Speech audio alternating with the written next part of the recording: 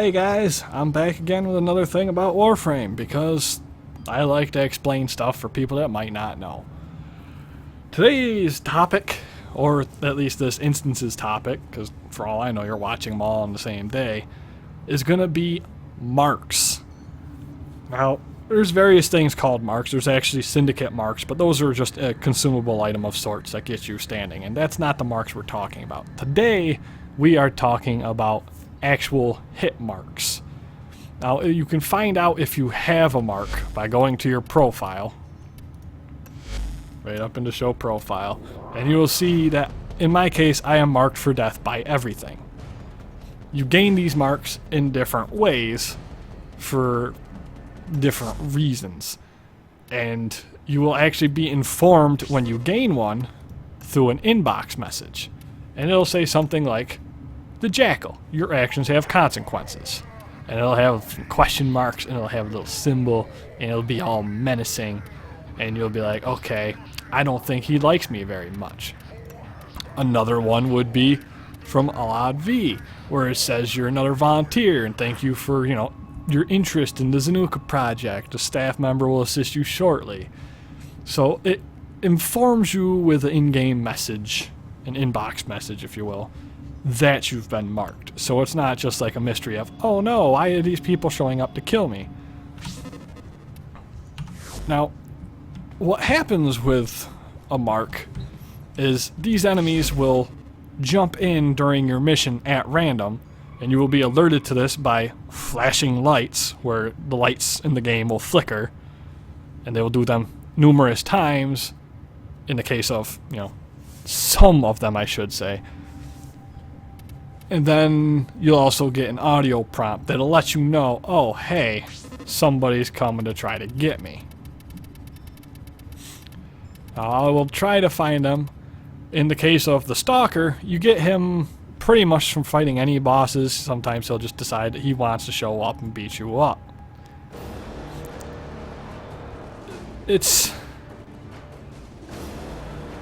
kind of a creepy guy, really. I mean, he looks sort of similar to Excalibur in design, except for he's much more menacing.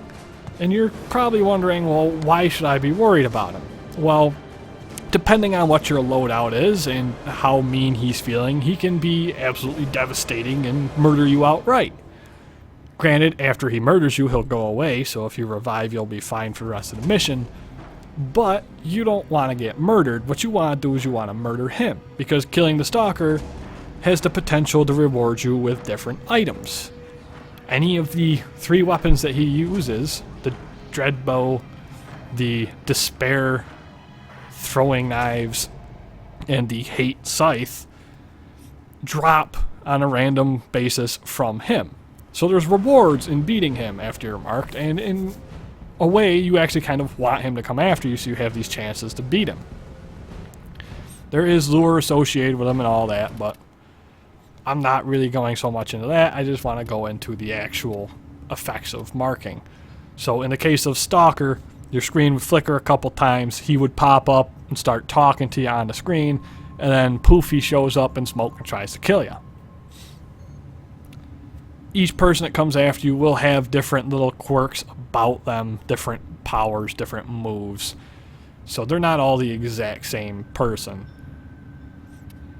And it's there mainly kind of to give you a sense of danger, because he can show up at any time. I mean, you could be doing anything and he'll just show up, and okay, well now you're in trouble because here he is and he wants to, eat your face off.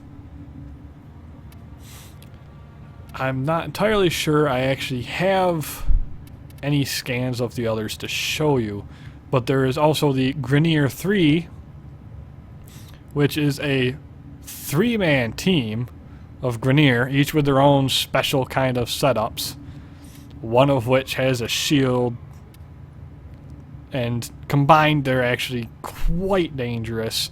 If you can manage to get them a little separated, it's not quite as bad. And of course, if you're with a group, it's not nearly as bad. But they can, needless to say, be pretty devastating if you get caught at the wrong time. Like if you have all level 1 gear because you decide to re-level some different stuff.